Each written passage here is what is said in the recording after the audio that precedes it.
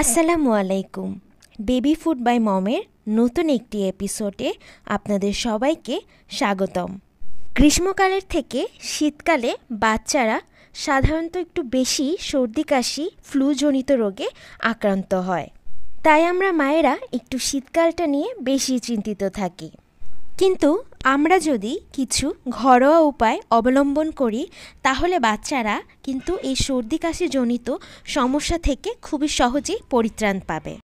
তাই আমি আজকে মায়েদের জন্য এমনই একটি ঘরোয়া তেল বানিয়ে দেখাবো যা কিনা বাচ্চাদের সর্দি কাশি এবং বুকে জমে থাকা কফের মতো কঠিন সমস্যা থেকে মুক্তি দিবে। আমি এই তেলটি সর্দি কাশির জন্য আমার বাচ্চাকে ব্যবহার করে খুবই উপকার পেয়েছি, তাই আজকে আপনাদের সাথে এই রেসিপিটা শেয়ার করছি। রেসিপিতে যাওয়ার আগে যারা এখনও আমার চ্যানেলটি সাবস্ক্রাইব করেননি তারা সাবস্ক্রাইব করে বেল আইকনটি ক্লিক করে দিবেন, এবং যারা অলরেডি সাবস্ক্রাইব করেছেন তাদেরকে অসংখ্য ধন্যবাদ। এই তেলটি বানাতে আমাদের যে যে উপাদান লাগছে তা হলো কালো জিরা। বাচ্চাদের সর্দি কাশির মতো সমস্যা সমাধান করতে কালো জিরা কিন্তু অনেক উপকারী। এর ঝাঁজ বাচ্চাদের নাক বন্ধ করা দূর করে এবং বুকে জমে থাকা কফটাকে কিন্তু বের করে দেয়। তাছাড়া লাগছে আমাদের লবঙ্গ। লবঙ্গতে রয়েছে অ্যান্টিব্যাকটেরিয়াল এজেন্ট, যা বাচ্চাদের ব্যাকটেরিয়াজনিত রোগ থেকে দূরে রাখে এবং এটা অ্যান্টিসেপটিক হিসাবেও কাজ করে। এবং লাগছে রসুন। রসুন বাচ্চাদের সর্দি কাশির জন্য খুবই উপকারী। এতে রয়েছে অ্যান্টিব্যাকটেরিয়াল এজেন্ট এবং অ্যান্টিঅক্সিডেন্ট, যা বাচ্চাদের রোগ প্রতিরোধ ক্ষমতাকে বাড়িয়ে তোলে। এরপর আমরা নিয়েছি মেথি। মেথি বাচ্চাদের দ্রুত ঠান্ডা কমাতে সাহায্য করে। তাছাড়া মেথি বাচ্চাদের স্কিন টোন উজ্জ্বল করতে অনেক হেল্প করে। তারপর লাগছে মৌরি। মৌরিতে অ্যান্টিফাঙ্গাল এবং অ্যান্টিভাইরাল গুণ থাকার কারণে বাচ্চারা ভাইরাস এবং ফাঙ্গালজনিত রোগে খুবই কম আক্রান্ত হয়। এই সকল উপাদানই বাচ্চাদের সর্দি কাশি দূর করতে খুবই সহায়ক। তাছাড়া আমাদের মূল উপাদান লাগছে সরিষার তেল। এখানে অবশ্যই খাঁটি সরিষার তেলটা ব্যবহার করতে হবে। আমরা সবাই জানি শুধু সরিষার তেলও কিন্তু বাচ্চাদের ঠান্ডা কাশির জন্য অনেক উপকারী। এরপর চলে যাব সরাসরি তেল তৈরিতে।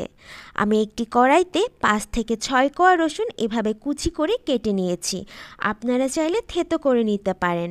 কুচি করে কেটে নিলে এই তেলে এই রসুনের উপাদানগুলো খুবই সহজেই মিশে যেতে পারে। তারপরে আমি একে একে সব উপাদানগুলো 1 চামচের মতো করে এখানে দিয়ে দিব।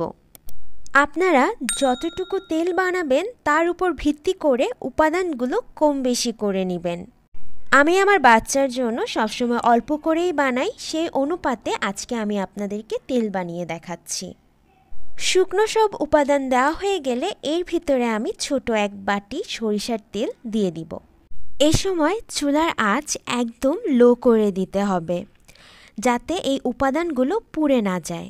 খুবই অল্প আঁচে এই উপাদানগুলো ভেজে নিতে হবে। আর এই তেলটি হতে সর্বোচ্চ 5 থেকে 6 মিনিট সময় লাগে। কিভাবে বুঝবেন এই তেলটি হয়ে গিয়েছে?